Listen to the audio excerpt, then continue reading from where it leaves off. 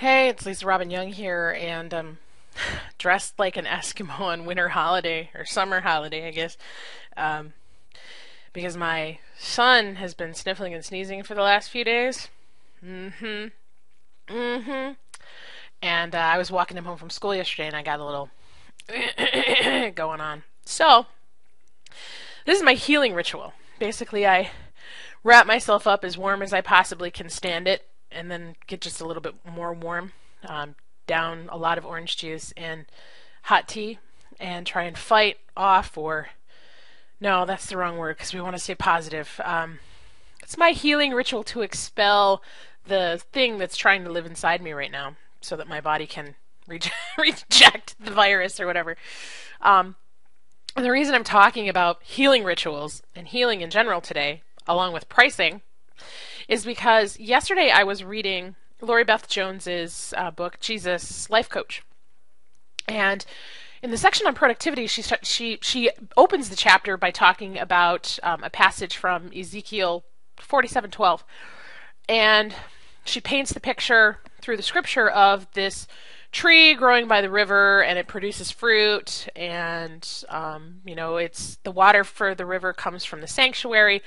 And she makes the point that from a productivity standpoint, the tree doesn't attempt to accomplish bearing fruit. It just does what its naturally inborn design is built for. And she's making the point of we need to stop fretting about accomplishing and focus on what it is that we were designed to do, and just do that. Just do that thing. But as I read it, I created a completely different image in my mind. Think of the tree as your business. And your business bears fruit every month. And your business has products and services that nourish and heal. Okay, those are the leaves and the fruit of the tree. They nourish and heal. And the tree is rooted by this river of healing water that flows from the sanctuary. Well, from a business owner's perspective, from a micro-entrepreneur's perspective, the water, the healing water, is that which nourishes you, the business owner. And it comes from that sacred spiritual place inside you, whether that's your core values or your belief in God, or whatever spiritual aligning construct works for you. And so as I read that, I was like, that's what I want. That's what I've wanted all along. I want to build a business that nourishes and heals consistently. And when we think about trees, the leaves drop, then, it's cold, and then, the leaves come back out, and then there's flowers, and then there's fruit, and then the cycle starts again. Well, this passage says it's bearing fruit every month, which means it's never dormant. It's constantly producing healing, nourishing goodness for those who would, pick fruit off the tree or use the leaves. So when I thought about that, and I looked at how my own business has been in the last year, I recognized that there were some things that I wasn't doing properly. So I'm going to autopsy it for you right here in this video, and talk about shifting into a business that's more focused on healing, but also pricing my products. Because one of the things that you're going to see over the next few months is a complete overhaul of the way I have priced just about everything on all of my websites. And the reason for that stems from something that I read a couple years ago. I think it was Yannick Silver talks about the 10 to 100 times value proposition. The idea being, when you create a product or service, when you put something out into the world, you want your people to feel like they are getting 10 to 100 times the value back to them for the investment that they're making in whatever it is that you're offering. And this year, I did not do that. I could say it was because I listened to too many other voices. I could say it's because I got lured by the idea of higher paying clients. All of that would be true, but what it really comes down to is I uprooted my tree from the stream and moved it out into the desert, or someplace else, the big city, whatever, someplace other than buy the nurturing, healing water that keeps me completely in alignment and in integrity with who I am. And what ended up happening was I was pricing products higher than that 100 times value. Sometimes it was closer to 10, sometimes it was closer to 5. I always strongly believe that I'm providing more value than I'm, asking for in return. But, there's a difference between 2 to 3 times the value of your investment and 10 to 100 times the value of your investment. And I think it really speaks volumes when you can be the kind of entrepreneur who can stand proudly in the space that says, I am very confident that you are going to get 10 to 100 times the value out of this program as what you put into it. And that's where I want to be. So that's what I'm doing. And there was a time in my business where I wouldn't have just done an across-the-board price change like this, like you're going to see over the next few months. I would have modified the program or taken some stuff out, or I'm not a person who does sales because I believe that sales train your people to wait for a discount. I think that sales water down the value of the product that you're providing. I think maybe in the 5 years, 6 years that I've been online, I have maybe done 3 sales, maybe. And generally it comes along with I'm going to give you this thing on sale, but you won't get this thing that, normally goes with it, kind of a thing. Because I didn't want to train people to expect that they were going to get, this great bargain from me every other month or whatever, because that's going to crimp cash flow. Okay? So, there was a time when I wouldn't have just done, across the board, we're going to change all of our pricing. But what I'm doing, I'm taking a lot of time over the next, 2 months, the holidays and whatnot, to really sit with all of my products and services.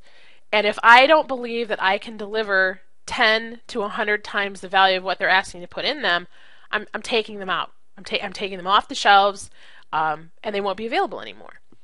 And I believe there are 3 factors that drive pricing. 1, you got to have the right market. 2, you got to have the right price for that market. And 3, you got to have content that market wants. If your product doesn't sell, one of those 3 things has a problem, and you got to fix it. You either got to find a new market, change your price, or change the content so that they see the value. We launched Business Action Hero earlier this year, and the list about 300, 400 people. Most of those came from a teleclass that I did expressly on membership site programs. So I know these people wanted information about building their own membership sites. When we presented the product, I had 0 takers, which is very uncommon for me when I'm clear on the market. I knew I had the right market because 400 people signed up for this program. And I knew I had good content because the content mirrored what they were learning in the teleclass. So that really meant that the only thing left was the price. I didn't have enough people in that audience that knew me, liked me, and trusted me enough in what I was providing that had a need for that information to plunk down $500 to be in that program. I don't really want to change the content of the course, so I'm going to adjust the pricing. And you're going to see that in a lot of my programs. In fact, I'm starting today with income acceleration strategies. And if you're on the newsletter list, you saw that I've already repriced it. It's already on the website. You can already see what I've done there. It's me coming back in alignment and moving my tree back to the river so that I can continue to be nourished by what I know is right, instead of listening to the voices in the wilderness telling me, throw yourself down from the mountaintop or whatever, and go chase after this bright, shiny dream. At the same time, I don't want anybody to think that this is my last-ditch desperation attempt to get sales by slashing the prices on everything. Because if I truly don't believe that I'm going to be able to bring 10 to 100% value on a program, it's gone. I want to stand confidently in that space and know beyond a shadow of a doubt that if you put your nose to the grindstone and do what I'm asking you to do in my courses and in my programs, you're going to get the results that I expect you'll get at 10 to 100 times the value of what you're putting into the program. I want to stand there and I want to be proud of that and I want to be confident of that. And it means that there are going to be times when I am going to have higher priced programs because I know they're going to produce infinitely better results. I guess the thing that I want to come back to on this and circle around to, there are a lot of people out there that will talk about different ways to price your products. One of the best, I think, is Mark Silver over at Heart of Business, who talks about resonant pricing and how to find a price that resonates well for you and still provides value to your customers and brings that message home on both sides of the equation. But there are people who will say, whatever price you're getting now, you're getting paid what you're worth. And you need to price it higher to command a higher paying audience. And there are a lot of voices out in the wilderness. You want to find that price that resonates within you that's not self-sabotaging, but self-serving. You don't have to make minimum wage to serve and heal the world. Okay? The tree won't survive if it's, taking a sip every 6 months. It's got to be rooted in the healing water. And you don't have to charge $10 million and have one client a year to make good money. Balance your experience level with the pricing that you're setting. Can you confidently walk into a room and command $500 an hour if you've never done this thing before? I don't think so. I don't think that that's in integrity with anybody. I think that's someone telling you should charge $500 so you walk in and do it. And then you're feeling all of this anxiety about, oh my gosh, I got to deliver. Oh my gosh, oh my gosh, oh my gosh. Well, you know what? I had an amazing client who asked me to do something I had never done before and quote him a price on something I had never done before.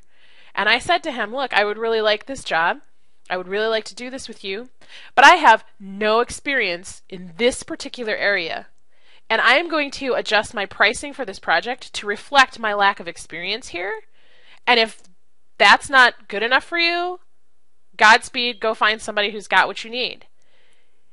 But I'm willing to learn about this pocket over here that I have no experience on if you're willing to, ride with me on this. And he bought into that and he's like, great, let's do it. Okay. I didn't blow in there going, sure, I know everything there is to know about this thing and it's going to cost you 10 grand to work with me on this thing, and then try and scramble behind the scenes to try and figure out this piece. That stuff comes out. People find out that you don't know what you're doing. One way or another, they find out. So why not be transparent and adjust your pricing to reflect what you don't know? Because you'll build more trust, and over time, those people will look at you and go, wow, she really didn't know anything about that when we first started, but look at her now. And if she can handle that with something she didn't know, oh my gosh, I am totally trusting her with the stuff that I do know that she knows. Let's do this thing.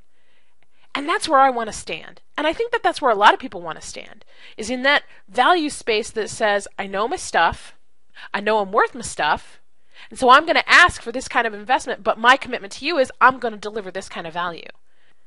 Don't let the voices out in the wilderness call you away from the river.